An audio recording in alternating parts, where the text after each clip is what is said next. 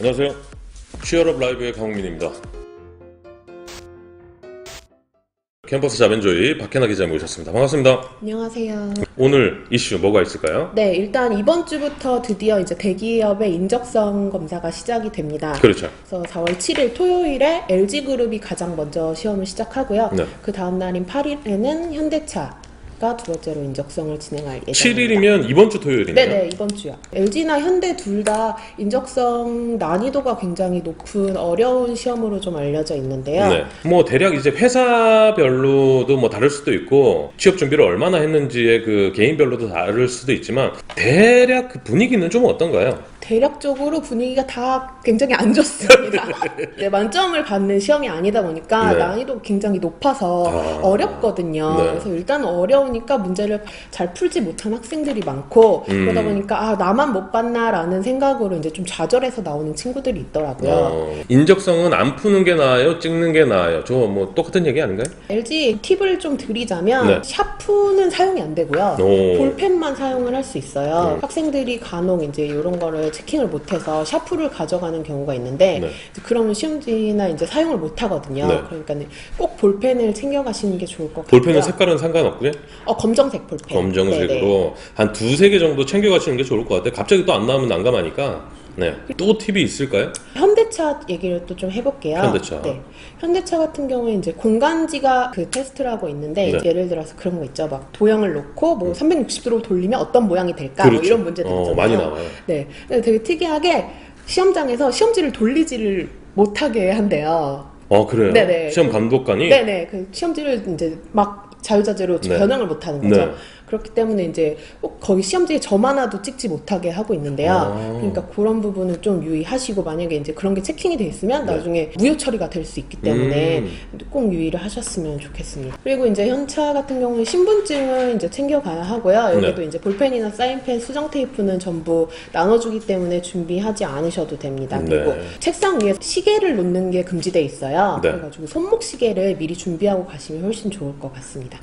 그리고 이제 또 취준생들 사이에서 이제 높은 인기를 끄는 직무 중에 하나가 인사팀. 특히 문과생 같은 경우에는 인사팀에 들어가고 싶어하는 학생들이 굉장히 많은데요. 요즘 좀 들리는 소식에 의하면 인사팀 채용에서 네. 통계를 할 수 있는 학생들을 굉장히 우대를 하고 있다고 해요. 이제 문과 중에서도 심리학과 같은 경우가 이제 통계를 조금 배우는데 네. 이제 이런 친구들을 굉장히 우대를 하고 있는데 이게 이제 대기업만 해당되는 내용이긴 해요.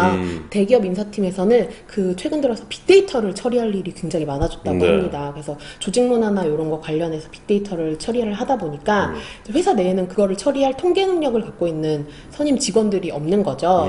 일례로 모 기업에서 이제 인사팀을 이번에 한 명 채용을 했어요, 신입을. 네. 근데 최종 면접에 서울대 출신과 지방대 출신이 2명이 올라갔는데 네. 결과적으로 이제 지방대 출신이 뽑혔다고 오, 해요. 네. 근데 그 친구가 통계를 할 수 있어서 아. 그래서 합격을 했다고 하니까 인사팀을 지금 노려보시면 굉장히 도움이 많이 되실 것 같습니다. 오랜만에 나와주신 박혜나 기자님. 간단하게 소감 한번 들어볼까요? 네, 저는 4주 후에 뵙겠습니다. 4주 후에 4주 후에 우리 박 기자님 기다려보면서 보내드리겠습니다. 감사합니다. 감사합니다. 네, 이번 시간은요, 사건 사고를 통해 법에 대한 상식을 알아보는 취무라비 법전 시간입니다. 강준우 한승범 변호사님 모셨습니다. 반갑습니다. 네, 반갑습니다. 네. 반갑습니다. 이번 주 취무라비 법전 어떤 사건 준비해 주셨죠? 최근에 이제 근로기준법상 연차 휴가가 개정이 됐어요. 네. 근데 이제 연차 휴가라 함은 이제 1년에 80% 이상 출근한 근로자한테 네. 1년에 15일의 이제 유급 휴가를 이제 주독되어 있습니다. 그렇죠. 그게 이제 근로기준법 제60조 제1항에 나와 있는 내용이거든요. 근데 이 규정에 의하면은 1년간 이제 80% 이상을 출근을 해야 15일 연차를 주기 때문에 80% 이상? 네. 1년 미만 근무한 신입사원한테는 마치 연차 휴가가 없는 것처럼 보였단 말이죠. 네. 그래서 이제 근로기준법에서 사용자가 근로한 기간이 1년 미만인 근로자 또는 80% 미만으로 출근한 근로자라고 네. 하더라도 1개월 동안 개근을 하게 되면은 1개월당 하루의 유급휴가를 줘야 된다고 이제 규정을 하고 있어요. 그러니까 신입사원들은 입사해서 사실상 뭔가 휴가가 있는 것처럼 보였지만 사실상 휴가를 빼는 거예요, 자기 거에서. 그러니까 약간 좀 불합리했던 게 있죠. 사실 그리고 사실상 2년 일하면 24일의 휴가가 주어져야 되는데 그렇죠. 법상으로는 15일밖에 못 받았던 거예요. 그러니까 그만큼 불합리했던 게 있었는데 이 법조항이 개정이 됐습니다.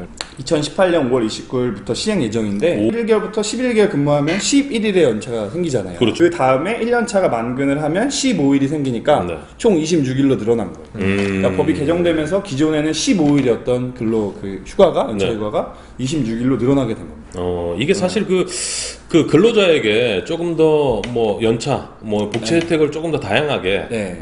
좀 더 편하게 이제 해주는 시행법인데 이게 정권과도 좀 연관이 좀 있나요? 아무래도 좀 연관이 좀 있긴 하죠. 사실 이게 네. 법이 시정되고 개정되는 데서 좀 영향을 미친 것도 있긴 한데 네. 근데 사실상 이 조항 자체는 그런 것보다는 약간 누가 봐도 조금 문제가 있긴 했어요.